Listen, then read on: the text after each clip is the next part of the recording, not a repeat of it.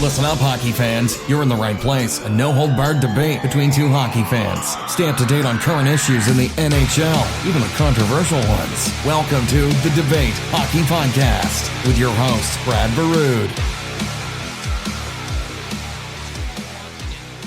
In the white sweaters on the advantage against homestanding Ottawa. Locker mentioned it earlier. This team does well on home ice. Ovechkin closes, fires, he scores! Alex Ovechkin with goals in his last 5 games. It is time for the Debate Hockey Podcast, episode number 89, February 3rd, 2020. I'm the host of the show, Brad Brood, joined alongside my co-hosts each and every week, Blake Friars. Ovechkin reaches another milestone as he passes into the 700 club. Yep. I think with each goal that he scores, more and more people are like starting to buy into that. I think he's going to catch Gretzky. No, I really do. I did the math. He's got 199 goals to beat Gretzky. Did you forget to figure out his age? Listen, if he plays another... He has to score 35 goals, 6 seasons. Yes, and I still think he's got 40-plus, 40-plus goals, and maybe even a 50. So he's still got to score 30 in those other seasons at the end. He's one of but he's still blowing pucks by goalies. But he's still got it. He's still. I'm not taking anything away from him. Shape too. I understand that, but look at how fast people fade. I'm serious. So I'm not saying he's not going to do it. I'm saying his odds of it are still below 15%. That is. If you're giving that's the highest. That's percentage? the highest, I will give him. And I think he's amazing. I'll give him 50 right now. 50%. Oh my God! Well, I'll take your bet. I honestly think that he is the best goal scorer of all time. He maybe is. We've ever seen. He maybe is. How do you know though? Because you weren't alive to watch it. I totally get that. Like it's recency bias. It's subjective. I get that. Subjective bias. I get that, but I'm just saying. Alex Ovechkin, at least in my lifetime, has been the most dynamic goal scorer we've ever seen. No one's going to argue that. So he's not the best hockey player though, but he's the most dynamic scorer. But nobody's going to argue that. Yeah. So, but if there's a guy that can catch Gretzky, it's him. He's the only person that can catch him. In the history, you're looking into the future now? Well, I'm just saying I don't think there'll be another goal scorer that comes up in the next 20 years as like Ovechkin. I think there will be. He was drafted in 2004, and there still hasn't been one drafted. Connor McDavid, you say how good he is. He doesn't score like Ovechkin does. No, but just doesn't. You don't know who's coming down the chute. But I'm just saying, look, from 2004 to now, there hasn't not been one player similar to Ovechkin that has been drafted. That's all I'm saying. Similar in what way? And just the way he's not the best player. But in the way he dominates and scores goals. The guy scores goals at will. So does Sidney Crosby. Sidney Crosby has not had that many 50-goal seasons as Ovechkin.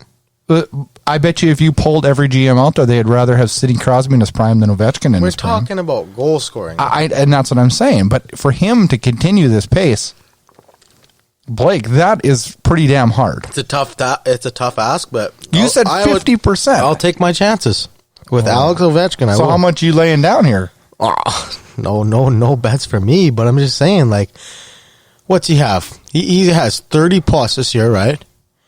So no, he's got about 20. He's 25 plus. You better kick it in the ass then. He'll probably finish with. He's got 30 games left. He's 12 more goals. He's going to finish with 12 more goals. 40 goals. Okay. So you add that to the thing. That even makes him have to do more. I still think he's got 2 50-goal seasons in him. Oh, well, we'll see. Father Time doesn't do well on 48-year-old men. I'm telling you that right now. 48, come on. Or 38-year-old. Come on. He's not that old. He's in his 30s. He is not 38. No, he's going to be 38. He'll still have to score 40 goals at 38 years old. It's been done. Name me a 38-year-old that scored 40 goals. How many goals did Yager have when he was 38? Not 40. He was dang close, though. Name me. Probably had 30 plus. So what you're saying, Blake, is you're willing to bet 50% chance that he's going to do something that nobody else has ever done. Yes, but if there's somebody with the gift of goal scoring Ovechkin, I will take my chances with him 10 times out of 10, man. Okay. Well, now you've upped it from 50% to 100% chance that he's going to do it? I'm just saying. I know what you're saying. Well, last week we took it off for All-Star break. I hate All-Star week. I missed normal hockey that weekend. But now we're back to normal, and that's a good thing because hockey this past week has probably been wild, the most entertaining week of the season in a lot of different aspects. Yeah. A lot. Yeah. You know what? I got to tell you something. If you're looking for a cheap NHL game to go to Arizona. Listen to this. What do they give you? Free tickets and a hot dog and a drink and everything? No. That promotion was last year. This year, listen to this. They currently have an offer out right now where you can go to every game. Home game? Every home game. Of course. Okay. That was a dumb question. That was a dumb question. Every home game for $59 a month. You pay $59 a month, you get to go to every home game for the rest of the year. So if there's 12 home games in a month, you pay $59, you get all. There won't be 12 home games in 1 month, Blake. That would be impossible, but 8 is possible. 8. Yeah. $59 for the rest of the season. Pay $59 a month, you get to go to every home game. They're losing money. They lose money every year. They lose money every year. But what does this tell you? It's like this is a team. That's how desperate they are to get fans. But wait a second. Didn't we hear, and you even admitted it, that when they brought in Kessel and then they made the bold move and went and got Hall. But they're not winning. You said they're not winning. They are. They're in playoff spot. They literally have lost 8 of their last 10. They don't have a goalie right now. They got Darcy Kemper coming back. They have Antti Ranta. Yeah. He's still a solid backup. Okay.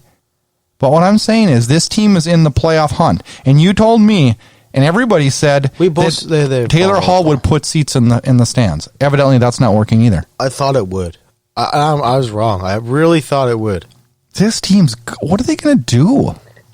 This can't keep going on. I think the only logical fix for this is to relocate the team. I do too.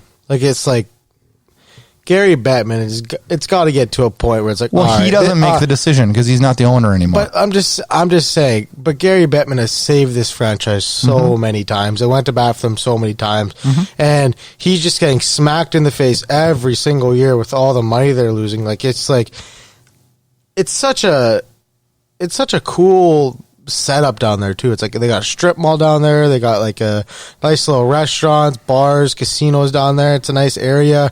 It's gorgeous weather there. What's the excuse? They got a decent product on the ice. You know what the excuse is? They got 2 good goalies. They got a young team. You know what the excuse is? It's not a hockey market. It's not a hockey market. Yeah. I mean, it's not a hockey market.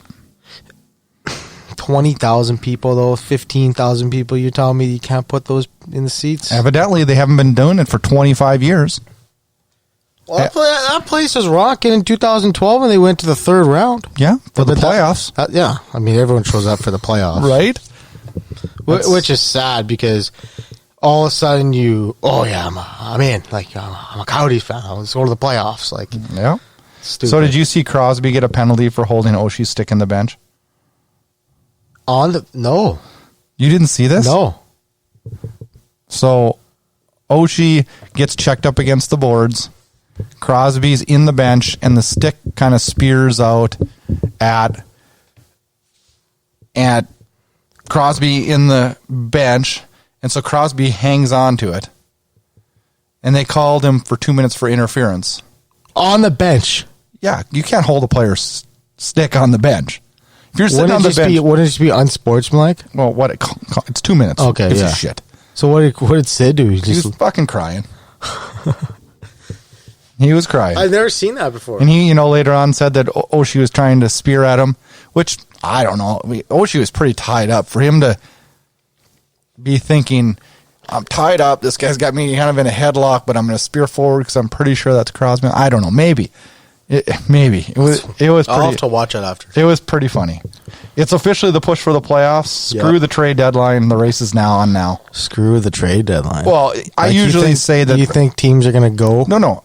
What I'm saying is usually the push is right after the trade deadline. No, but it's already going. It's been going for a couple of weeks. It's already going. It was pushing before the All-Star game. It's out of control right now, to be honest with you. It really is. I don't even know what to say. Like, it's like, I don't even want to predict anything because I'm just going to Well, your predictions suck. Complete moron. But at the start of the year, I said Chicago's going to make the playoffs, and they are knocking on that door for that wild card. Well, you see. Well, you also had the Devils in, so I wouldn't get too cocky. Yeah, you shake a shot in the dark every once in a while, huh? Today on the show, we're going to talk Battle of Alberta and tell you why I think that's the biggest rivalry in hockey. We'll see if Blake agrees. Usually he doesn't agree with me. We'll talk about the Vancouver Canucks' success and the troubles that lie ahead in Vancouver. And we'll talk about key players pushing for the playoffs and who's got the pressure on them. We'll go around the league and talk Big Buff, Kapanen, Calder Trophy, injuries, Cassian, the Kraken, and Eddie the Eagle. Make sure you check out our sponsor and support them, UBGM. Get on there, get yourself signed up for daily fantasy hockey by hockey players for hockey players.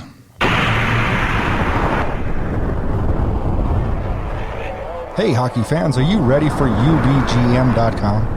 A brand new daily fantasy hockey app designed and built for hockey fans by hockey fans. Do you have ideas that would make your daily fantasy hockey experience better? Sign up as a VIP at UBGM.com/the debate. Add your voice to the growing community of UBGMers. You'll get a sneak peek at the app, plus an opportunity to tell us what you like and what you want more of from daily fantasy hockey. Join us today at ubgm.com/the debate. UBGM, we love hockey.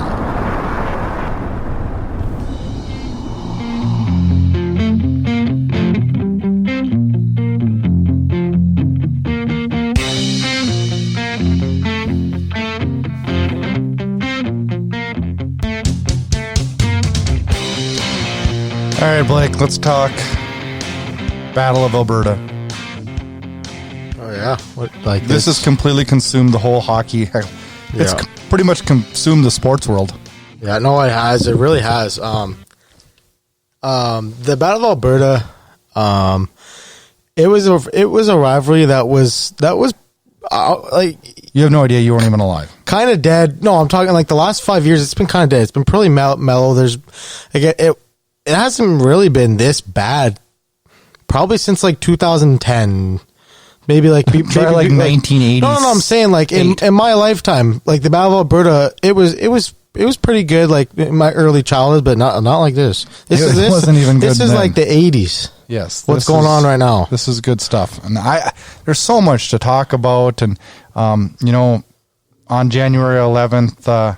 Matthew Tkachuk had some hits on Zach Kassian that weren't called. Kassian didn't like it, so he proceeded to punch Tkachuk 10 times in the back of the head as Tkachuk turtled. Flames score on the power play, win the game. Tkachuk pretty much plays Oilers like a fiddle. Mm-hmm. Then it goes back to a game on Wednesday night last week where the Flames went into Rogers, winning a shootout, and there was some more controversy in that game as Matthew Tkachuk, I guess, does what most people in the hockey world didn't think was going to happen and takes on Zach Kassian. McDavid kicked out. Neal will step in. Guess who? Cassian and Tkachuk chatting again. They're going to drop. Here we go. Tkachuk, Cassian. An anticipated fight. Cassian ends up with Tkachuk down. Now they're both down. So listen to the crowd, Blake. Oh, they went crazy. Absolutely wild. And you know what? I'll give a lot of respect to Tkachuk for doing that, and I think a lot of Edmonton fans, a lot of players around the league too. Everybody gained respect for that because bottom line is he didn't have to fight Zach Kassian. Nope. He asked him on the opening faceoff. He didn't owe Kassian anything. Nope. Like for I gained a lot of respect for Tkachuk for doing what he did. Would I have liked it to be done in the first period? He tried. Kassian didn't want to go. Kassian didn't want to go with that. It probably would have been better. Kassian said he wanted Tkachuk to think about it a little bit, and I was fine with that too. Yeah. In mind games, that's part of this whole deal. Tkachuk played games with Edmonton, and Kassian played a little bit of them with Tkachuk, but irregardless, Tkachuk answered the bell, and And it was on. It wasn't that good of a fight, but I mean, I respect him for How about the Sean Monahan, Ryan Nugent-Hopkins fight? They came out of nowhere, too. They were just going on in front of the bench, then they started haymakering each other. I was like, wow. Monahan's first fight? I think it was like third. Nugent-Hopkins' third fight. Yeah, they were throwing bombs. That was a good fight. Real good fight. Yeah. Pretty much a draw, I would say, for the most part. They both connected. They both got shots. shots. They both got shots in. Yeah. And then more controversy happens in the shootout. Karma. That's what that's called. No, just hear me out here. Okay, wait, now then I'm going to chew your ass here. Okay, in the hockey world, well, I'll tell you what happened first. David Riddick wins the game, shows emotion like we all want, throws his stick up into the air, and that's it. Hasn't the hockey world been bitching for years and years? We don't have anybody that shows any emotion in this league. It's a stale league. We need guys like PK Subban. We need guys like this that, right? You said it too. You said it right on this podcast. I like his emotion. You said it right on this podcast. But I like his emotion. I get it. That is not. How is that showing them up? Throwing your stick in there. I've never ever seen that before. No, and he didn't even know he was going to do it 1 second before he did it. He was happy. It was spur of the moment. It was happy. Totally. Big win. Why are people upset about this? You know what? I'm not upset about it. I'm just saying it's karma. You just said it's karma. Oh, yeah. The hockey gods got him back the next night. Yeah. And that's the way it goes. Yeah. I mean. But he said he'd do it again. I know. And I hope he does. As he should. I mean, I hope he does. He's just a confident guy, right? And he's kind of cocky, but I mean, don't you want that? Yeah, I mean, you obviously got swagger, right? But like that game Saturday night, it was a good back and forth hockey game. And then after everything that happened there at the end of that second period, oh my God! Oh, it just kind of broke loose. I mean, Calgary was atrocious. Calgary was not good. It was 2-0. Like 1 minute not and a even half. 2 minutes into the game. A minute and a half. Like the first 90 seconds, the Flames haven't even blinked, and they're already down 2-0. Horrible performance from the Flames. I mean, all around, just a horrible performance. Boy, but then then we see the brawl that had everybody talking about it. It literally broke Twitter. It had more press on Super Bowl Sunday in Canada than Super Bowl Sunday did. Yeah. It did. It honestly did. Sam Gagner comes spearing in on Talbot. Talbot doesn't like it, gives him a couple blockers. And then Giordano gets into it with Gagner, and then, I don't know, somebody else was going. And then Ethan Bear got mad because Tkachuk was trying to pull Darnell Nurse off. And then... I would not... That is one guy on both teams I would not want to mess with. Darnell Nurse. Oh. Sam Bennett beat him up last year. But he's a big boy. Oh, he is, totally. Both those kids are tough. And then Ethan Bear and Matthew Tkachuk go, which kind of pissed me off the goalies fought because that was really a good fight. And then it got... And they just took the camera. Crap. They showed right before... Tkachuk fought Ethan Bear. They showed Mike Smith at the red line, and I said, "If Talbot." Hey, wait a second. Do you see Mike Smith flip his stick when Talbot goes to skate? Why? That's disrespectful. I didn't see that. Just watch it. He flips his stick just like Riddick did.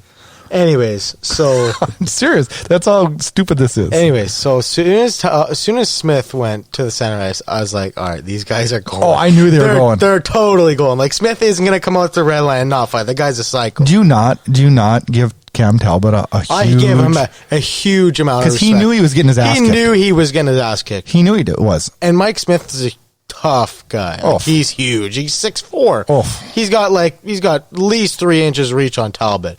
And Talbot, drops the helmet or going at center ice, and man, I started going nuts. I mean, I've only seen one goalie fight live, and it was in 2003. It was the Svan Bruins versus the Kindersley Clippers, and it was about a 7-2 game. My uncle Chris was on the Svan team, and his name was Giuliano Pagliaro, and they went at it at center ice, and I was about 6 years old, and it was just the coolest thing ever, and it was awesome to see something like that. I've seen one live. It was in Brandon, the Brandon Wheat Kings against Regina Pats. Yeah. Probably like 2001, 2002. Okay. They met at center ice and fought. Have you ever seen a bench clearing brawl? I have seen one live. I've been to 2. Yeah. One live. One was in, it was in I saw one. the old Rexall. I saw one here. The old Rexall. The best goalie fight I've seen on TV that I remember was probably There's a lot of them. Tim Thomas and Carey Price. That was a pretty good fight. I think it was in 2011. Ray Emery had a few. Ray Emery good versus ones. Bill Peters. The player fought the goalie there. Yeah. Oh boy. Yeah, there's been. Did you know that this was It's the first one since Ray Emery and Braden Holtby? Yeah, the first one since 2013. First one ever in the Battle of Alberta. That surprises me. Oh, everybody says that. It surprised me too. Because think about the 80s. Think about the 90s. Like how rough it was and how many fights there was. I was shocked. Vernon and Fear didn't go at it or whatever. Oh no, both those guys are so little, and I don't know. It's just different though. But I have a lot of respect for Talbot. He would have, which is so wrong. But Edmonton's media would have crucified him if he wouldn't have went and answered the bell. Oh, Blake, don't even look at me like that. If they're worried about a goalie flipping a stick, yeah, exactly. And how about the emergency goalie is on the bench for both teams? Oh, what else are you gonna do? Yeah, I mean, how about Riddick? What do you, his mindset is probably like, oh fuck, I gotta go end this game again. Well, yeah, but I'm sure he was thinking, well, Talbot stepped up for my team. I got to go back in and step up as much as I can again. I mean, what do you do? What else do you do? Yeah. I love the. It is the best rivalry right now, though. By a mile. Yeah. Who's even close? Who would you even consider close? Vegas, San Jose, until San Jose was crappy this year. Yeah, that was a good. They had a good playoff series last year. But really, who was even close? Don't we need more of this in the NHL? This is what bugs me. Is the NHL had Peros there, and they were all worried about. He was there both nights. Oh, he did go Saturday. Yeah, and they're all worried about this, and oh no, we can't have this, and da da da da. More people talked about the NHL this weekend than any week in probably 2 years. In the hockey, outside of the hockey world. Would you go as far as saying that was probably the most entertaining hockey game you've seen in the last 5 years? No. Really? No. I think it was. It had everything: hits, goals. I think goalie fight. I think I'd put Wednesday night's game as a better game. No, I'm talking about entertainment-wise. It had everything. Goalie fight. Wasn't there a game though? Goals. There was 10 goals. I know, but wasn't there a game late last year that me and you came to the show and were like, "That's the best game I've seen in 10 years." I know there was a game. That was Vancouver, Colorado. No. 7-6. No. That was a good one too. But you know what's another one? Last year, Nashville, Winnipeg. Oh, yeah, that overtime. Me and you both said that's the best game we've seen in a long. It had everything. It was 5-4 overtime. It had hits, it had fights, it had everything. Not quite the amount of fights. But a goalie fight puts it like that. That brings it to a new level. It's just so unique. You never see that stuff. No, I know. You think about a 5-year-old kid. Just started watching the game. You turn that game on. He's a fan for life now. Man, that's serious. That or are you scared to death and not? Well, I'm just saying that. As a kid, I was either that or he just told his dad, "Hey, Dad, I'm not going being a goalie. I'm not going to Timbits tomorrow." Yeah. And so, but I don't know. There's two ways to look at that. But I'm not promoting the rock'em sock'em violence in hockey. What these last 3 games have shown is fighting still belongs in the game of hockey. Yeah, it's a way to police themselves, right? Yeah. I don't. You know what? I mean, let's face facts, though. The players agree with that, and the league does really to a point too. Because if the league didn't agree with it, they'd have fighting completely out of it. And so I'll give the league credit. The players too. I'll give the league credit. They could be a lot harder on fighting than they are. Yeah, they could give suspensions. I mean, it could be like the OHL or is it the Quebec League that if you look at somebody wrong, you're suspended. Yeah. One of those leagues is really bad about fights. Yeah. I think it's the Quebec, actually. Yeah. But well, they're all soft over there anyway. Are you ready to have a meltdown now? Meltdown about what? I got some Canucks stuff I want to talk to you about. Okay. What do you want to talk to me about? Why don't you spout off here and get your wad shot here Of how good they are? Tell me how good they are. Tell me stroke-off session? Yeah, tell me the record here, and then get it out of the way so we don't need to listen to it anymore. Well, and then you don't have that info? And then, you're the host I don't. of the show. You should have this info. I didn't write it down because I think it's irrelevant because after what I say, you're going to be like, ooh. No, I mean, that's trouble. They've won 14 of the last 18 games, and they've got points in 15 of 18, and they've surged up to 6 in the NHL and in the standings. And it's just finally nice as a fan to see the team string wins together. I mean, it's been a dark 5 years as a Canucks fan. They made the playoffs in 15. So and they're pretty ousted good in the first round. I know, I get that, but I'm just saying. So those don't even count in my book. But I'm just saying, like, we haven't seen the Canucks have a stretch like this probably since 2011 where they went to the Cup.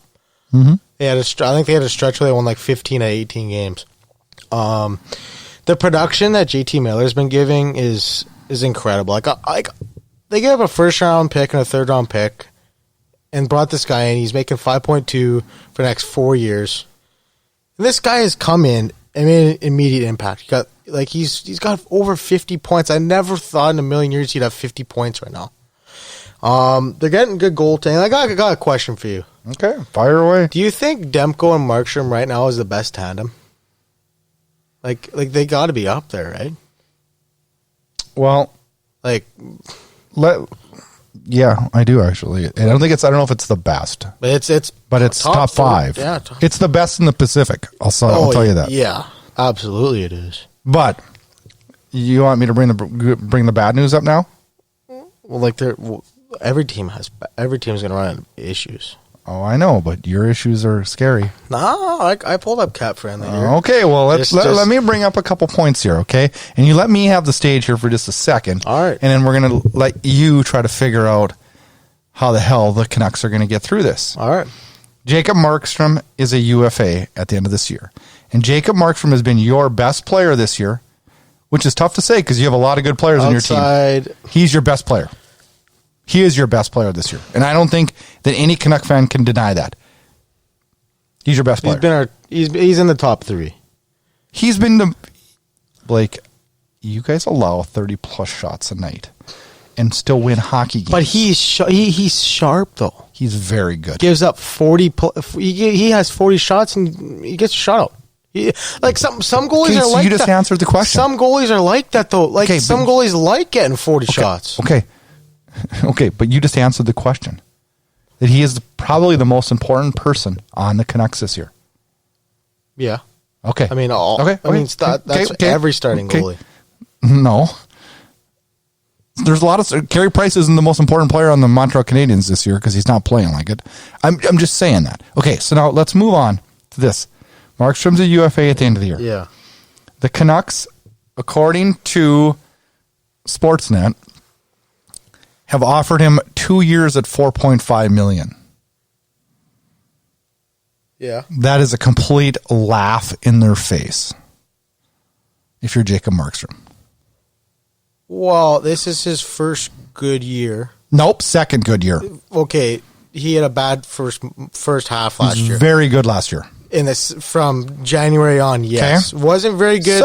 Wasn't very good in the first half of the season last year. So, all the studying I've done on comparables and everything out there that I'm hearing leads me to believe that he is at minimum $5.5 million. He is at minimum 4 years, $6 million. Minimum. Not minimum. There's no way. Minimum.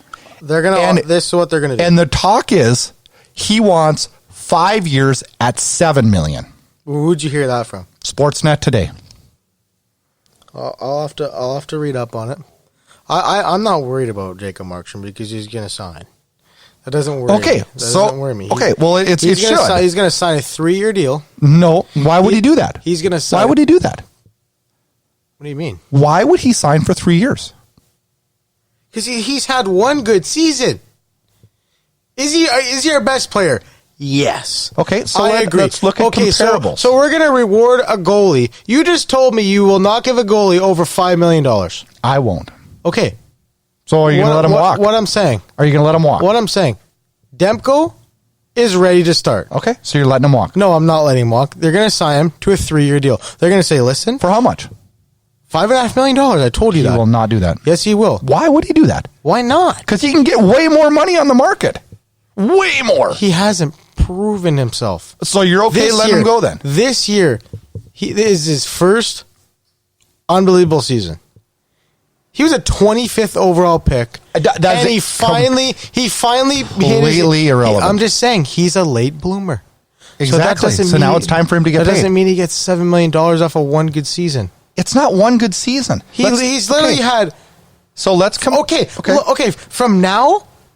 Okay. I knew you were going to flip out on this. That's why I brought it up From today. last January to now, that's 1 year. That's a whole year. And he's been unbelievable. Okay. So let me just bring up something here. We'll see what he does in the playoffs. We'll see what he does in the playoffs. Is Braden Holtby probably a good comparable? I don't know. I would argue that Braden Holtby's better. He's not having a good year this year. He's dog shit this year. So Connor Hellebuck then? Yeah, Connor. That's a good comparable, right? Because that's a comparable I used. Yeah, he had about a year and a half success. He got what, 6 years? Connor Hellebuck's also 23 years old. Jakob Markstrom just turned 30. I don't think Jakob Markstrom's getting 6 years. I think he's going to get 4 years. 6 plus. If that's the case, then I'm letting him walk. I'm just curious. That's why I asked you the question. If it comes to that, because that's what I think it's going to come to. And that's what it should come to. Because Elias Pettersson, Quinn Hughes are both more important than Jakob Markstrom. Okay. Because they have Demko. Okay, but then you're throwing your eggs in one basket. They're praying to God. So here's part 2 to the problem. Okay. You have 1 more year with Pettersson, and then you have to sign him. 2 more years with Hughes. 2 more years with Hughes. This year and next. Am I out of the question in realism, based on inflation and the cap going up, that it's not going to cost you $25 million for those 2 players? There's no chance. How do you figure? $25 million? Yeah. So you're saying Pettersson's going to make 15 a year? 10. The highest you can get is 12 and a half. Says who? That's the highest you can go. Says who? Connor McDavid is signed for the highest you can sign a player. So you don't think that someone's not going to get more than Connor McDavid before his contract's done? That's the okay, but I'm saying someone will. I'm saying right now. Okay, well, I'm telling you, you can sign a player is 12.25. That's bullshit. You can sign him for $50 million if you want. There's a cap on the CBA. Brad. No, there's not. There's no cap that you can only pay a player $12.5 million. I guarantee you, there's not. How would the Players Association agree to a salary cap on a player? You're talking nonsense here, Blake. So, okay, let's say Pettersson, he's $10 million for sure. Pettersson is going to sign an 8-year deal for $80 million. What do you mean? You think you're getting Pettersson for $8 million? Or you're getting 10 years? You're getting $10 million. You're going to give him $10 million. I just said 8 years, $80 million. Yeah, that's $10 million. That's what I just said. Okay. So then, what are you going to give Quinn Hughes? Hughes is going to sign for 7. 7.5. Why would he sign for 7? I think he's going to make 7.5. 7.5 for the most talented young defenseman in the league. Why would he do that? That's $4 million short than what he can make. I don't Who do you want, Erik Karlsson or Quinn Hughes? Quinn Hughes. Okay, so we're talking 10 now for sure. It's definitely going to. Jim Benning is he's going to struggle. Now the problems even get a little bit heavier. Because Jake Virtanen is due for a raise and is arbitration eligible this year. That's okay. He's had 1 good season. Arbitration? They're going to have to pay him big bucks now. No. Yes, they are. No, he is going to sign. I'm going to make a prediction. Jake Virtanen signs a 3-year deal at 2.85. Oh, I highly doubt 2.85. I think you're wishful thinking there. Or maybe like 3.1. Okay, so then 2.8 to 3.1. So He'll be in that range. Add that in. Then what are you going to do with Tanev? Tanev's gone next year. Oh, you need him. The thing is about Tanev, he's 30 years old, right? He's a great shutdown defenseman. Mm-hmm. You need that. This is his first season in his whole NHL career that he has stayed fully healthy. Knock on wood. That he stayed fully healthy. This is the first season. Okay. That he's been injured every year. Knee, broken jaw, broken leg. So you're okay letting him go? I am okay with letting him go because I'm okay with having Troy Stetcher. What are you going to sign him for? He's an RFA. I mean, he'll probably get a similar deal to that. What's similar? He's making 2.3 right now. I think he'll make someone similar to that. Similar to 2. You're not thinking he's going to get a raise? No, I don't think he's going to get a raise. Really? He hasn't really shown me much this year that he deserves. So you don't think he'll get a raise at all? Really? No, I don't. Maybe how many players? Maybe 2.5, couple hundred more thousand. Like I don't think he's going to get that much of a raise. Okay. So let me look at. I'm going to tell you Markstrom's number right now. He's making $3.6 million. So you're telling me one good season? 2? No, dude. I just told you, man. January of last year. He's a top 5. Now. He's a top 5 goalie this year. Now you're just gonna. I don't. He's a top 5 goalie this year. If you had me rank the goalies this year, he's top 5. He might be top 3 for me. I'm not even joking. That's high praise from a guy who usually hates on the Canucks. I'm not hating. I don't like the Canucks. I'm saying that I'm not impressed with what he's done.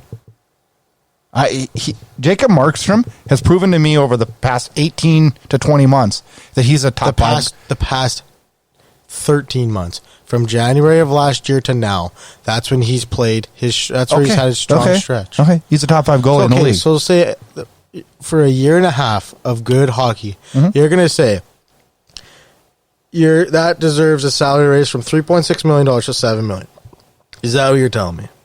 I'm saying he's getting $6 million. So he's going to get, because I know he can get. I think he could probably get 7.5 on the market. Nobody's going to give him 7.5. You want to bet money? I will bet you money. I'll bet you $20 he's not get 7.5. But I'm being serious. You don't think that nobody will give him Sergei 7.5? Hey, somebody just gave Bobrovsky 10 plus. Yeah, and now they're really regretting the shit out of that. I'm just saying that. Look at this. If you look, there's 2 goalies that are making $10 million, and their team is bad because of it. So that has stopped GMs from doing dumb things.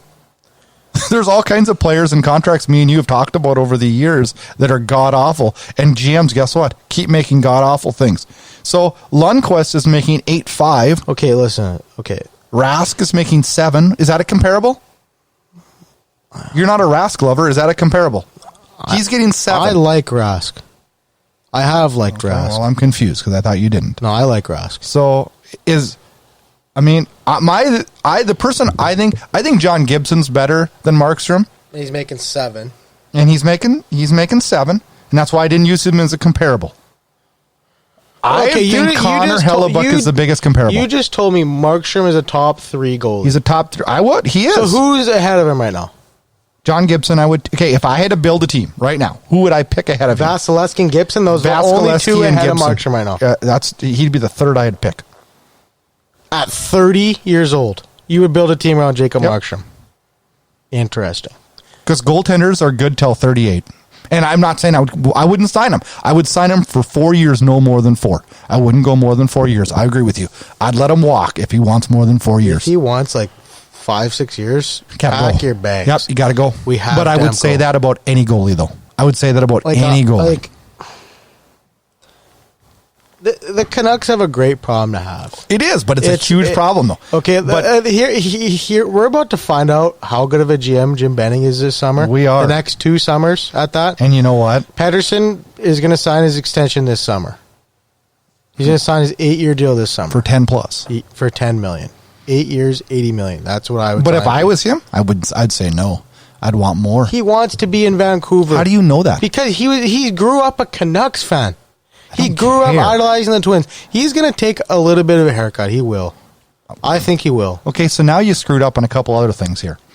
And here's what Jim Benning's going to pay the price on now. Yeah, the Luongo recapture penalty. I'm not even bringing that up. I'm going to let you off the hook on that one.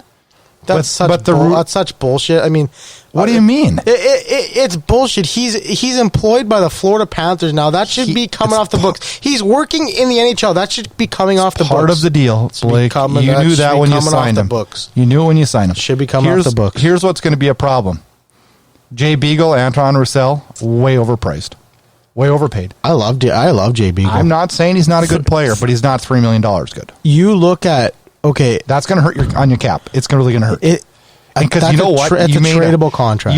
No, it's not. Yes, it is. You eat half of that, you can trade him. Okay, but now you got 1.5 more off the book you don't have a player on. Okay. But here's the real kicker is, you guys chose to sign Brock Besser not long term. What's Brock Besser going to get? Well, if he continues to not score goals, it's only going to hurt him. I mean, this guy is a sniper, and he's got 16 goals, 44 points. Like, he's still quietly producing, but we haven't seen the. He's an integral part of your physicality. Yep, he is. He's a good forechecker. He's unbelievable. But from Brock Besser's rookie season to now, it's that wrist injury really hurt him last year. He just doesn't have explosiveness on his shot. He's not taking as many one-timers. I don't know. I got to revisit part of this. You honestly can look me in the eye. They're going to have trouble. And say that Quinn Hughes is going to take 7.5, I think. You're so wrong there, Blake. I don't know. Why would he do that? I could see him signing for a little bit less. But, it's kind of like... Okay, we'll say 8 then. Okay, so you add that up, you're over the cap because you still got Louis the Great. You still got Tyler Myers. Are you so happy with that, or is that a little too much now? I think he's been fine. I think he's been a good player this year. He's been a really good player. Yeah, but is he $6 million? Yeah, I think so. Really? That's the price you got to pay in an open market. So let me put this in perspective. Tyler Myers, you're willing to give him more money than Markstrom? Boy, I was thinking this morning when I came up with this whole deal, and now I've got you. You just want to torture me. You want to torture me. Why do you want to torture me? So when I say it that way, it sounds pretty bad, doesn't it, Blake? Kinda. Yeah, it sounds bad because it is bad. You're going to be in deep trouble here because you still got Mr. Hurt every game, Michael Furland, for 3.5 still too. You can't forget about that. And you still got Sven Barchi buried. Oh, he's done after this year. He's a UFA. No, he's not. Yes, he is. He's UFA. No, he's got next year. He's got one more year. He doesn't. Yes, he does. Go down. Page down on cap friendly. Okay, but that's you add a year if you bury him. So if he gets called up, it takes a year off. So look. He's got one more year. Then he's a UFA. Okay, yeah, but he's not going to play. Honestly, but it's still a cap. I wouldn't be surprised if he got bought out. Your owner's not real big into buying out, though. And then you got to pay the penalty, though, too, for that. Yeah. I didn't mean to wreck your night, Blake, but this Cole Canucks thing is getting pretty hairy. You think Toronto's in a little bit of a crunch. We won't be as bad as them. Toronto has 3 guys making 11.5. Sorry. We're not going to have 3 guys making 11.5. I think you will. No, we won't. Who's the third? Who's the third? Well, you'll have 2. Okay, that's not 3. But then you got some really bad ones in here. We'll have 4. Okay, so we'll say that. So let me ask you this. We'll say Markstrom and Besser combined to make 11 million. Is Horvat worth 5.5? Yes. Okay. That's a killer deal. Sweet. Okay. That guy. It's going to be interesting. What? You don't think he's worth 5.5? I think maybe. He's underpaid. But I'm wondering. He's a horse in the face-off. Okay. That's expensive face-offs. What do you mean? He produces. He's a leader. He's a good leader. I'm not going to argue that with you. I'm just saying. We'll see. Like I said, we'll find out how good of a GM Jim Benning is in the next 2 years. Yep. That's all I'm saying. Oh, we will. He's either going to figure it out or he's going to fuck it up. That's all I'm saying. Oh, and they better not fuck it up because it's going to be hard not to. They already messed up Luongo Schneider. We got a 2.0 right now. This equivalent to what that is. Yep. Because Demko. So are they better off letting him go? Markstrom. Yeah. Are they better off? I hate to say this, but I honestly think they are. As good as he's been the last year. Is that not like really contradictory to what your success has been? But like, how do you look? But Demko's 11-5. Oh, I'm not saying Demko's been bad, but we have no track record on Demko. We don't. He hasn't got a chance to play yet. No, but we got a track record on Markstrom. You know him. Vancouver knows him better than anybody. They've had him the last 6 years. That's what I mean. So they know what they got, and he's good. Yeah, it'd have to be tough. I mean, I'm just going to cherish this couple of years. Well, you better before we get to cap hell. You're there next year, buddy. You're better. No, not next year. No. When you had to pay him $6 million, add that all up. Yeah, but Quinn Hughes is not. We got another 2 years of him. Oh, I realize that. And Patterson. But you wait. Our window opens next year. Okay. It does. Let's move on. We're peaking right now. The Canucks are getting the playoffs, Brad. And I'll be honest. There is not a team in the Western Conference that I would be scared about to play in a 7-game series right now. We have been that good and that consistent. Similar to Calgary up and down last the line. Year. Yeah. Could happen in the first round. Yeah, there. but I mean, similar to Tampa last year. Your players didn't show up. Oh, I'm just saying. The only team that we haven't beaten the Western Conference this year is the Dallas Stars. We've beaten the St. Louis Blues. But playoff hockey is different. You've won. Look at how many games you've won 5-4 this year. I get that. Okay, well they're not 5-4 in the playoffs. The way our offense is playing right now. Oh, okay. And the way our goaltending's been playing, we'll see. Just wait. Everything amps up, buddy. We'll have to see. Everything amps up. I'm just excited to get back in the playoffs, that's all. All right, let's talk about some players that really, really have to play up to their value for their team to be successful down the stretch run. Yeah. Let's talk about a couple. Tyson Barrie and Jake Muzzin are the two that I see. Yeah. And I'm like, Toronto's in big trouble. So why don't you tell us the headline that just popped up on our phones? About the Jake Muzzin? Oh. Yeah, you want me to tell you that? Freddie Anderson is done for the night and will not return due to an upper body injury. Interesting. I would be shitting my pants if I was a Leaf fan right now. Oh, they're done if he's out. If he is out, they gotta trade for a goalie, or else they're not making the playoffs. Maybe they'll trade for Markstrom. Would it be worth it to trade for a goalie though? No. Or are we just like, we're not making the playoffs? No, well, you can't trade for a goalie. Like what if they go, Ryan Miller, you want to come start? I think he'd waive his no move clause if they need a goalie to start. You don't know. Ryan Miller has been dead fast that he's living with his family. But I'm just saying, if Ryan Miller wants to get back into a playoffs and has a chance to win a Stanley Cup, you don't think he would want to go? Has a chance to win a Stanley Cup. You just got to get in, man. Look at Carolina last year. I don't disagree I'm not there. saying that Toronto is going to win the Stanley Cup, but they definitely got a lot of talent to do it.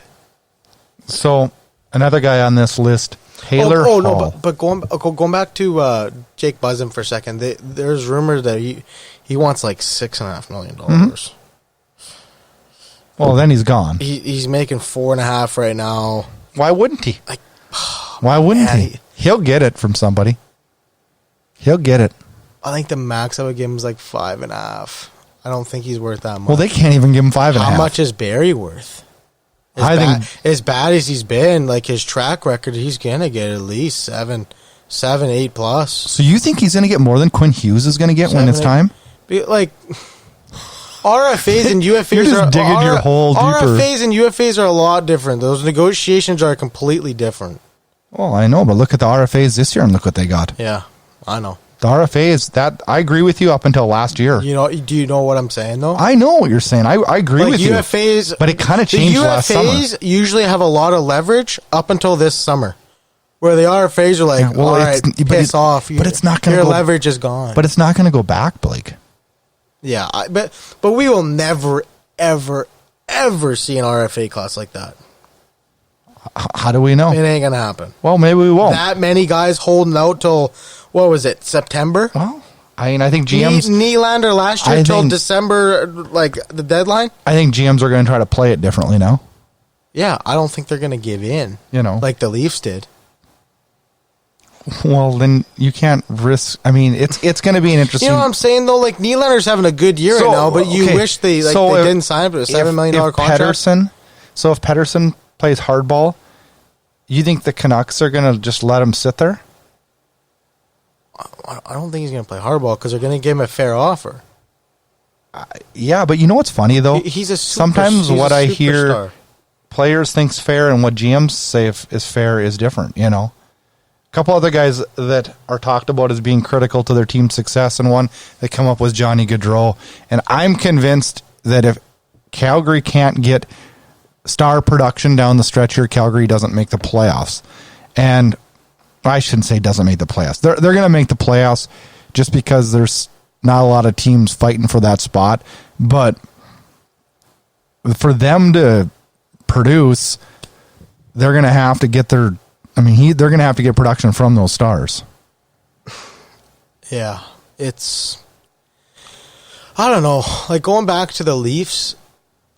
Why are we going back to the Leafs again? But I'm just saying, like, I think the reason why they will not win a Stanley Cup is because they're so top heavy with those contracts. Okay, we've said that 100 times, right? Haven't we said that 100 times? What's the reason why they can't win a playoff series though? They got all this. Do you think this team's playing like a team? Well, I think. Do you think that's maybe the problem in Toronto? I think since Sheldon Keefe's taken over, you think so? They've had a good record. Oh, let's jump ahead here. Kapanen, oversleeps and doesn't make it to practice. Yeah, teams don't do that. Yeah, teams that are together don't do that. Yeah, that's not okay. I mean, that's not okay for a young player that's an RFA next year. I mean, that's just not. I listened to Matthew Barnaby talk about it today, and he said that should never happen. Yeah, teammates look out for other teammates if they're a true team. Yeah, I question how this team is a team because I don't think they are. I think they're a bunch of individuals. Well, I do too. You can't win a cup with individuals. Well, that's what I just said. I think they're top heavy and they're arrogant. Well, they're top heavy on money is what you were talking about. And they're arrogant. You know, I mean, Carter Hart, Taylor Hall, Sergei Bobrovsky, Elvis Merzlikins are really critical to see if their teams get in because all those teams are on the bubble. How about the Columbus Blue Jackets? You want to talk about them for a second? Sure. How good have they been? Like, what a story. This year, they're kind of like last year's Islanders. Yeah. Last year's Islanders lost to Tavares.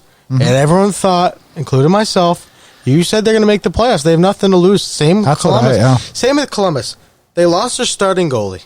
They lost their best player. They lost their second best player, and they lost their third best player.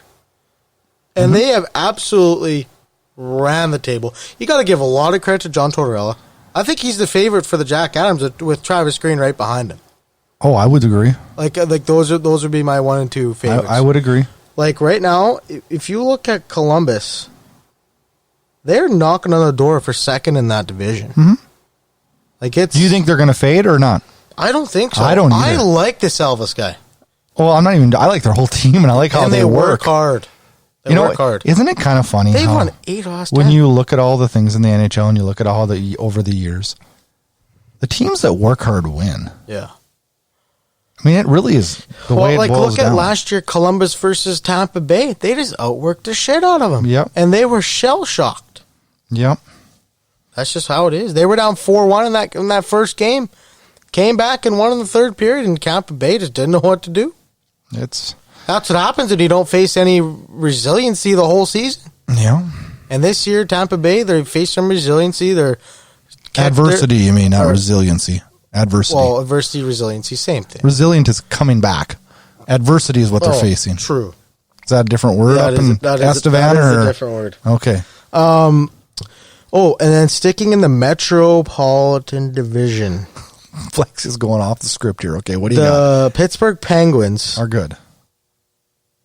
Are going to finish first in that division. I don't know. 4 points back. It's going to be a battle. Everybody thought that was a runaway. Pittsburgh was 12 points back at one point, and here they are. I had Pittsburgh. Here they are, 4 back. In that. Here they are, 4 back, getting fully healthy, and they're getting good goaltending from Jari and Murray. It's like did you see they've won 19 games in a row at home? Mm-hmm. Dating back to last season, they're good. No, they haven't won every game at home this year. No. What are you talking about? 19 games at home this season. What are you looking at? 19, 5-3. I saw a stat. They've won like 19 games. Yeah. They've won 19 games this season at home, not in a row. Yeah. My bad, but they've won 19 games at home. That's pretty damn good. Well, their home record 19-5-3. Yes, 19-5-3. I think that's the best one in the league. Yeah, it's gonna be close. There's a couple teams at 17. Canucks are right there. They're 17-5-3. Oh, That's the it's second. funny how the Canucks come back up. Hey, they've won 9 in a row at home. You know that? Yeah. Okay. Does that date back to last year? Or no. Is that Estevan math? Or is that... They've won 9 in a row this season. Okay. Not like Pittsburgh. They haven't lost at home since 1923. That was a mistake. They won 19 games. Let's speed it up here and go around the league here real quick. We got to pick up the pace or I don't know. Or it's going to get really, really long. Okay. Chris Kreider injured. Yeah. Zibanejad knees him in the head on accident, of course. He's sitting out tonight. Does this affect how teams look at him for the deadline? Quick answer. It is. I agree. It is going to affect because they're going to question, like, is this guy have a concussion or not? Mm-hmm. I don't think the Rangers are going to give him an answer. There'll have to be some testing done, I'm sure, before a trade happens there. Absolutely. Zach Cassian signs 4 years, $12.8 million. Good for him. He's earned it. Okay. He has. Good for the Oilers? Yeah, I think that'd be good for the Oilers. Do you know how old Zach Cassian is? He's 32. Okay. He's making what, 3.2? How does Zach Cassian play at 36? I don't know, but like the way he's been playing this year, he's freaking playing with the best player in the world. And that Chason looked good with him. Unfortunately, you're gonna have to pay some players that play with McDavid. I mean, I don't look at him. Look at Sidney Crosby. How much money he got Cam Talbot or Max Talbot. Okay, let me ask you. I agree with you, but let me ask you this: 3 years from now, is Zach Cassian on Connor McDavid's line? Probably not. Exactly my point. Okay, then what do you got? Yeah, not good. Right? Okay. I mean, I'm happy for him. Sure. I just asked you those are a good sign. 3 years ago, people would have said Zach Cassian wouldn't play another game in the NHL because of how messed up he is. How messed up he was on drugs and alcohol, and he's had a remarkable comeback. Yes, Barry Kotkaniemi, whatever, assigned to Laval, the AHL. Is this something that Montreal needs to worry about? Is this going to be good for his career? It probably is best for his development. I think it is. It's best for his development. He can go down there. I think Ryan Poehling will join him, and they'll go down there. They'll go down there for a playoff run in Laval. Because they won't be in one in Montreal. No. Even though Blake bet the world on that about 3 weeks ago. I thought they would have made a little run, but it's just not going to happen. They're too far back. They're 8 points out. But him and Ryan Poehling are going to go down there. They're going to play 20-plus minutes a night. And the thing that really pisses me off about the Canadians is that I'm not a fan of Claude Julien. I think he relies way too much on his veteran players. The fact that guys like Ryan Poehling and Kotkaniemi aren't on the power play. Guys like Jordan Wheeler on the power play over them. It's just like you need youth movement in this lineup, and he likes playing like Nate Thompson and Jordan Wheel and Nick Cousins over all these young kids. Like Nick Suzuki should be playing 20-plus minutes a night, and he just doesn't do it. And it's hurting the Montreal Canadiens, and they're not getting wins right now because he honestly reminds me of Babcock on how he relies too much on his veterans. I just don't think the team's very good. I think, like, to answer your question though, I think it is the right move to I do too. down. I mean, they're obviously not going to make the playoffs. So no. Okay, Seattle has been rumored to have the name the Kraken. Do you like it or dislike it? Man. That's what I told you. That would be now. I don't know my pick. I don't think it's true though. I don't know because I don't know. I think it's true. It's a cool name. I love it. But the jokes that came out on Twitter, their fans are the crackheads and all these funny things on Twitter. Whatever. That I saw. Two more quick things, and then we got to roll on to 3 questions. Ed Belfour arrested for criminal mischief and various alcohol-related charges. When I saw this in the paper, what am I talking about? Twitter. On the news, did not surprise me a bit. It's Eddie the Eagles fought alcoholism for a long, long time, and it's too bad because I thought he had things together, and I mean, man. That mugshot, he looked in rough shape. He looked in really rough shape. Yeah. It's too bad. I was always an Eddie the Eagle fan. He was a star at the University of North Dakota, and I went to a lot of his games growing up, and I remember my first hockey camp I went to, Ed Belfour was one of the instructors, and it was him and Tony Herkus and Phil Sykes, who played for the Jets for a long time, and Ed Belfour was just a great guy and was comical as hell, and was really worked well with us kids, and he was like one of us, you know. Yeah. And I've always loved watching his career, winning a championship at North Dakota, and then going on to Rookie of the Year at the Blackhawks. And what a great career this guy had. He won a Stanley Cup too with the Dallas Stars, didn't he? Yeah, that 1999 team. Yeah, he was an amazing. Never should have won, but we'll leave that for another debate. He was great in every market that he was in. I mean, he's Toronto, a true Hall of Famer, and we wish him the best, and hopefully he can get things sorted out in his life. One last thing before we go to 3 questions, and this is something that's got me kind of fired up right now. Dustin Byfuglien, his contract, it sounds like it's going to get... That'll be one of my 3 questions. Okay, so let's leave it. We'll come back to it. Yeah. So, that being said, let's go to 3 questions. All right. Inside Edge Hockey News. Dropping the gloves. And stirring the pot. It's time for 3 questions. Your turn this week, Blake.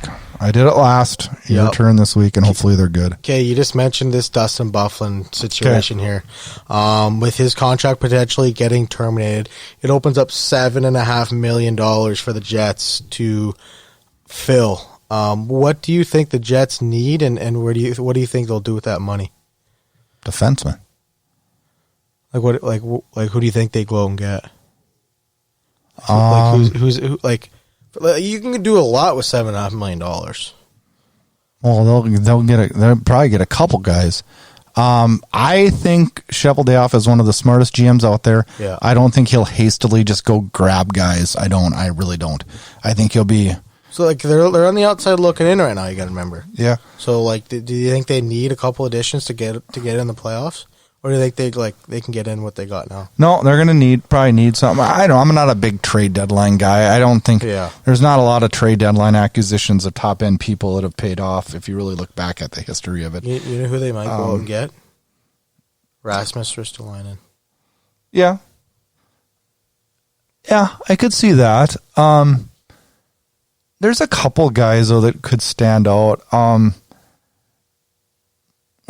drawing a blank right now. What's a defenseman in San Jose? Vlasic? Dylan. Yeah. That would be one I could see happening. I had an interesting thought today. I saw, there's a gazillion and a half trade rumors out there. Yeah. I don't know that I believe this would happen. Was it on The Athletic? No. I don't even know where I saw it. But it was an article with it. It was, obviously it's a rumor. It's not. Yeah.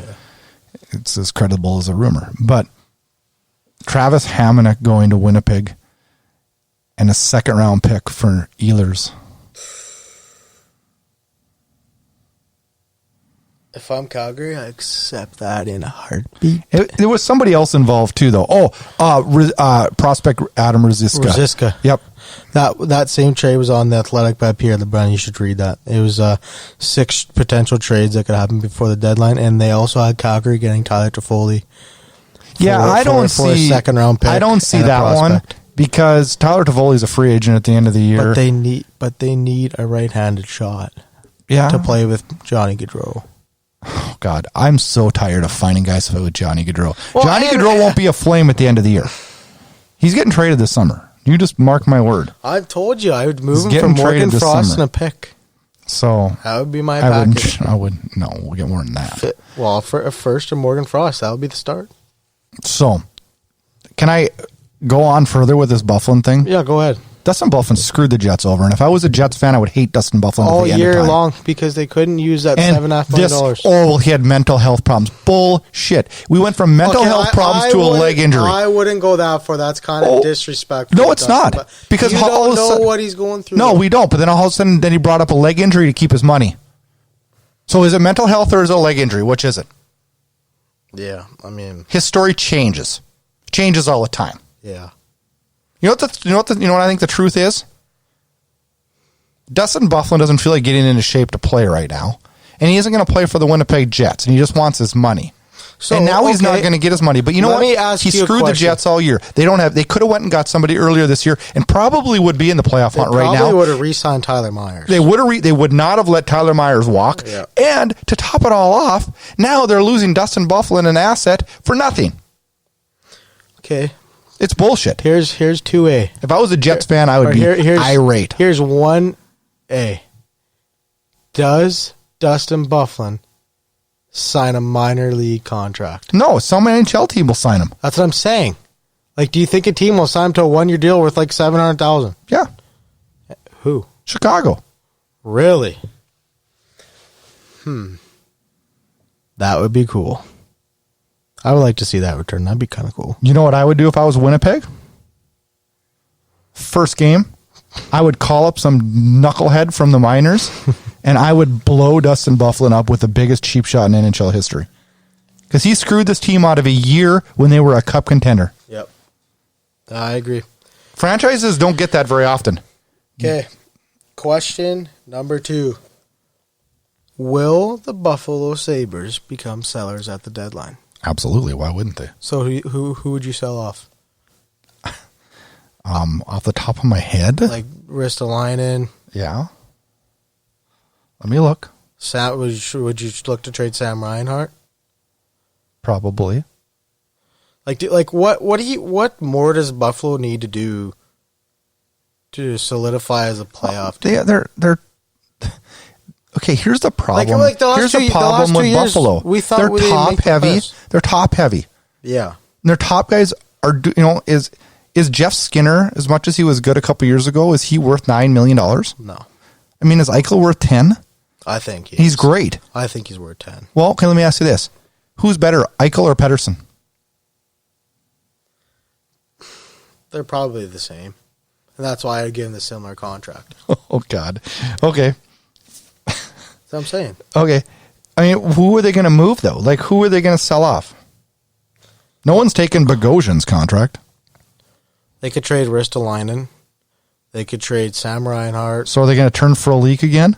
Who wants fourth? I don't. I mean, seriously, like, who are they going to move? Let me look at their team here. Are teams lining up for Zemgus Girgensson? No. I mean, that's what I'm saying. Like, you can't. I've always had people tell me, "Well, this team sucks. They need to trade a bunch of guys." Well, you can't make shit turn into good players. I think teams will trade for Connor Sherry, Okay, there's one. Marcus Johansson. I think teams would want a guy like Evan Rodriguez. I think he's a good bottom six forward. I've been hearing rumors of him moving. Rasmus Ristolainen. Colin Miller. If they want to sell that much, like he might go. He's on a friendly deal, 3.8 for the next two years. Okay, Like I know, but I'm not arguing. It's just I don't just know. like- I mean, so what do they get in return? picks prospects. Okay, but Like, they gotta- so then we're going to drag this out even longer. And they're going to rebuild even more. I mean, this is Edmonton. This is like Edmonton. Yeah. Okay, you ready for the third Yeah, question? go. Does Taylor Hall get traded? No, Why? Come on. no way. What are the odds? If you put 0, I put it at 0 because so listen. they're 1 point out of the playoffs. We had a conversation. They've lost 8 of the no, last what 10 am I games. saying? They're in the playoffs. They've lost 8 of the last 10 games. Okay, without their starting goalie. Listen to me. Okay, I'm listening. We talked about this morning on text. If they lose 4 of the next 5, which is very possible, I was saying the text who they play. Okay. The next 4 games. If they slide 6-8 points out of a playoff spot, trade deadline comes around, Chaika might go, oh shit, I need to get some assets back. I need to get a first-round pick back. How do you look your fan base in the eyes? And you know what? Is Taylor Hall really that good? Say this. You look at it and say this. Is Taylor Hall really that good? You look at it and say this. We took a gamble. It didn't work. And we got our assets back. Is Taylor Hall really that good? I think he's a cancer in the room. We don't know that. But that's what the rumor's been. Yeah. Can you name me a first overall pick that's been traded twice already? Off the top of your head, I can't. No, I can name you a couple players that were high up there that were. No, I'm talking first overall picks. Taylor Hall went first overall in 2009. Or 2010, sorry. No, I can't. Like, it's like that's something's not right there. That doesn't happen. Well, okay, in defense of that, he was traded because the teams are both forced to. Okay, Edmonton had to get a defenseman and had to move somebody to get a defenseman. Yeah. Otherwise, Edmonton's fan base would have strangled Chiarelli, even though Edmonton's fan base blames it on Chiarelli now. On the flip side of that is, New Jersey had to get an asset out of Hall because he wasn't re-signing there. So he was traded twice, and both were probably reasons other than what you're saying. But you should have got more than just Adam Larson for Taylor Hall. Well, there's bad trades that happen all the time. Yeah. PK Subban went for Shea Weber. Take a think about that one. What a joke. Right? So, and Montreal fans said that Subban's better than Shea Weber. So, I mean... Eat your words now, bud. Bad trades happen all the time. So, yeah. I would say no, there's no... I don't believe that that'll happen. Yeah, okay. I think it could happen if they follow a playoff spot. I think they use them and trade for assets. Okay, listener question. And yesterday I took part in a Pacific Division roundtable discussion with a group of guys from the Hockey Podcast Network that was supposed to be about 45, 50 minutes that went 2 hours because we like talking hockey. So, one of the questions brought up during that discussion, I wrote down because I needed to ask you, Blake, because I'm interested to see what you think. Okay. Can we agree that the Stanley Cup favorites right now are Boston, Washington, and St. Louis? Are they the top three? No. Okay, who are your top three? I would have Tampa Bay, Boston, and Pittsburgh. Okay, so those are your top three. Yeah. Okay. Who's your top three? I agreed with Boston, Washington, St. Louis. But it doesn't matter. We're going to go with your top three. Yeah, okay. Okay. Do you predict that one of those three favorites lose in the first round? God, would you let me listen? Would you just listen to me once? Do you predict that one of those three favorites win the Stanley Cup? Or do you take the field of the 13 remaining teams? I'll take the 13. I would too. That's what I said too. I would take the 13. Because there's just so much parity in the National Hockey League. Anybody can beat everybody in the whole league. And any look at last year. Last year, all four division leaders were ousted in the first round. You just never know. You don't? I don't think that'll happen again this year, but probably not. The odds of that are... Well, the Canucks ain't getting bounced in the first round, so... You're going to have to go home. Blake will sit us up all night tonight on Cap Friendly, figuring out the next 5 years. It's not going to work, buddy. It's not going to work. Make sure you check out the Debate Hockey on Twitter at Debate Hockey. Follow us on Facebook at the Hockey Podcast. What am I talking about? At the Debate Hockey Podcast. I got too many podcasts that I'm working on. Make sure you go on and rate and review us on iTunes. We thank you for listening each and every week. This last few weeks of hockey has been amazing, and I think it'll continue. Make sure you support our sponsor, UBGM. Wouldn't it be incredible if there was a daily fantasy sports app that was built for hockey? And not just an afterthought to football and other sports? We are excited to introduce UBGM.com, the first hockey-centric daily fantasy app. UBGM will be launching later this fall and needs your feedback. Expert, casual, and new players welcome. Sign up at ubgm.com/thedebate to become a VIP member.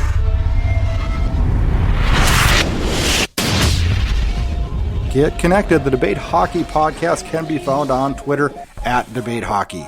Also, make sure you check us out on our Facebook page, The Debate Hockey Podcast. Brad Burud can be found on Twitter at Brad Burud, and co-host Blake Friars can also be found on Twitter at Friars_Blake. If you like what you hear, please rate and review us on Apple Podcast. The Debate Hockey Podcast can be found on all major podcast players. And please consider subscribing to the Inside Edge Hockey News on Patreon. That'll get you exclusive content and much more. Thanks again, and enjoy the hockey action. Kevin Bieksa had come up and had a word with Westgarth a moment ago, and now Bieksa is going to face off against Westgarth, so the defenseman moves up for the Canucks. Tortorella at the Vancouver bench is already looking at the and here we Calgary go. bench. Line brawl to start this game. Thanks so much for listening to this episode of the Debate Hockey Podcast with your host, Brad Burud. For more great content and to stay up to date, visit InsideEdgeHockeyNews.com and on Twitter at InsideEdgeHOCKE and Facebook at Inside Edge Hockey News. We'll catch you next time. This has been a production of Inside Edge Hockey News Radio, copyrighted and distributed by the Inside Edge Hockey Media Group.